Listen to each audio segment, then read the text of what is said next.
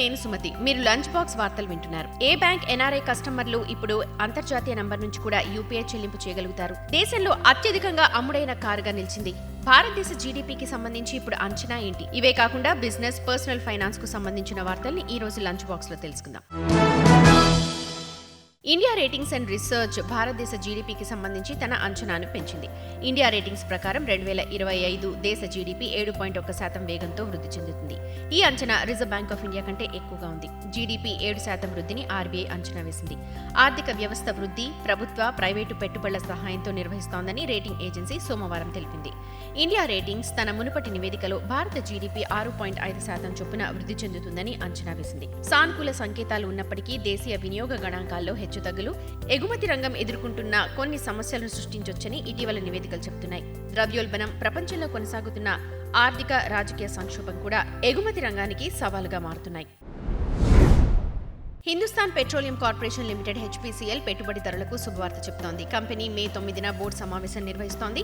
ఇందులో బోనస్ షేర్ల ఇష్యూని పరిగణిస్తారు. ఆమోదిస్తే గత 7 ఏళ్లలో కంపెనీ షేర్ హోల్డర్లకిచ్చే తొలి బోనస్ ఇదే అవుతుంది. అయితే బోనస్ ఇచ్చే రికార్డ్ తేదీనైతే ఇంకా నిర్ణయించలేదు.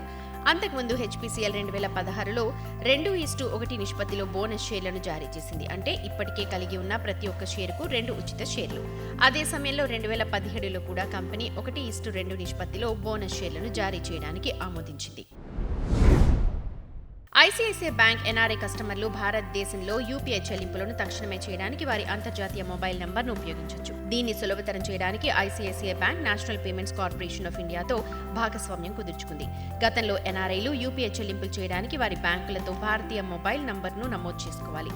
బ్యాంక్ తన mobile banking app iMobile pay ద్వారా ఈ సేవను అందుబాటులోకి తెచ్చింది. USA, UK, UAE, Canada, Singapore, Australia, Hong Kong, Oman, Qatar, Saudi అరేబియాతో సహా 10 దేశాల్లో బ్యాంక్ ఈ సౌకర్యాన్ని అందిస్తోంది. ఈ సదుపాయంతో బ్యాంక్ ఎన్ఆర్ఐ కస్టమర్లు వారి యుటిలిటీ బిల్లులు, వ్యాపారం, ఈ కామర్స్ లావాదేవీల కోసం భారతదేశంలోని ఐసీఐసీఐ బ్యాంక్లో ఉన్న వారి ఎన్ఆర్ఈ, ఎన్ఆర్ఓ బ్యాంక్ ఖాతాతో నమోదు చేసుకున్న వారి అంతర్జాతీయ మొబైల్ నంబర్తో చెల్లింపులు చేయొచ్చని బ్యాంక్ తెలిపింది. ప్రభుత్వ రంగ టెలికాం సంస్థ బీఎస్ఎన్ఎల్ ఈ ఏడాది ఆగస్టు నుంచి దేశవ్యాప్తంగా 4G సేవలను ప్రారంభించనుంది. బీఎస్ఎన్ఎల్ ఈ సేవ పూర్తిగా స్వదేశీ సాంకేతికతపై ఆధారపడి ఉంటుంది. ఇది IT company Tata consultancy services, telecom research organisation భాగస్వామ్యంతో సంయుక్తంగా స్వదేశీ సాంకేతికతను అభివృద్ధి చేసింది.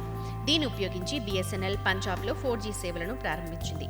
సుమారు 8 లక్షల మంది వినియోగదారులను చేర్చుకుంది. ఇప్పటికే విజయవంతంగా నిర్వహించిన ప్రయోగాత్మక ప్రాజెక్టులో 700 మెగాహెర్ట్జ్, 2100 మెగాహెర్ట్జ్ స్పెక్ట్రమ్ బ్యాండ్పై సెకనుకు 40 నుంచి 45 MB స్పీడ్తో డేటా లభిస్తోందని బీఎస్ఎన్ఎల్ అధికారులు ప్రకటించారు. ప్రముఖ ఎలక్ట్రిక్ వాహనాల తయారీ సంస్థ టెస్లా నుంచి తొలగింపులు. టెస్లా సీఈఓ ఎలన్ మస్క్ తన కంపెనీ గ్లోబల్ వర్క్ ఫోర్స్లో 10% మందిని తొలగిస్తున్నట్టు ప్రకటించారు. కానీ ఈ సంఖ్య ఇప్పుడు చాలా పెద్దగా కనిపిస్తోంది. దాదాపు 20% టెస్లా ఉద్యోగులు తమ ఉద్యోగాలను కోల్పోతారని నివేదికలు పేర్కొంటున్నాయి. ఈ వారాంతంలో టెస్లా మరికొంతమంది ఉద్యోగులకు తొలగింపుల గురించి ఈమెయిల్స్ ద్వారా తెలియజేయనుంది. గత నెలలో టెస్లా తన ఈవీ ఛార్జింగ్ విభాగాన్ని రద్దు చేసింది. దాదాపు 500 మందితో కూడిన తమ బృందంతో పాటు 2 సీనియర్ అధికారులకు కంపెనీ బయటకు వెళ్లే మార్గాన్ని చూపింది. టెక్సస్, కాలిఫోర్నియా, నెవాడా, న్యూయార్క్లోని కార్యాలయాల నుంచి సుమారు 6700 మంది ఉద్యోగులను తొలగిస్తామని టెస్లా గత నెలలో తెలిపింది. దేశంలోని అతిపెద్ద కార్ల కంపెనీ మారుతి సుజుకి ఇప్పుడు మోస్ట్ పాపులర్ కార్ టైటిల్ ని కోల్పోయింది. ఈ రేసులో టాటా మోటార్స్ విజయం సాధించింది. భారతీయ కార్ల పరిశ్రమలో అతిపెద్ద అప్సెట్లలో ఒకటిగా టాటా మినీ ఎస్యూవీ పంచ్ దేశంలో అత్యధికంగా అమ్ముడైన మోడల్ గా మారింది. ఇది మారుతి ప్రముఖ మోడల్స్ వ్యాగనర్, స్విఫ్ట్, బ్రిజాల అమ్మకాల కంటే ముందుంది. పంచ్ తొలిసారిగా మార్చి 2024లో ఈ ఘనత సాధించింది. మార్చిలో మొత్తం 17,547 యూనిట్ల పంచ్లు విక్రయం కాగా వ్యాగనర్ 16,368 యూనిట్లతో 3వ స్థానంలో ఉంది. పరిశ్రమ విశ్లేషకుల అభిప్రాయం ప్రకారం హ్యుందాయ్ ఎస్యూవీ క్రెటా మార్చిలో అమ్మకాల పరంగా 2వ స్థానంలో నిలిచింది. దీని అమ్మకాలు మొత్తం 16,458 యూనిట్లు. ఇవి ఈ రోజు లంచ్ బాక్స్ కబుర్లు. మరిన్ని బిజినెస్, ఫైనాన్స్ వార్తలతో రేపటి లంచ్ బాక్స్ కబుర్లతో కలుద్దాం. అంతవరకు రేడియో Money9 వింటూనే ఉండండి. మరిన్ని పర్సనల్ ఫైనాన్స్ వార్తలు, విశేషాల కోసం Money9 యాప్ని ఇప్పుడే డౌన్లోడ్ చేసుకోండి. Thank you.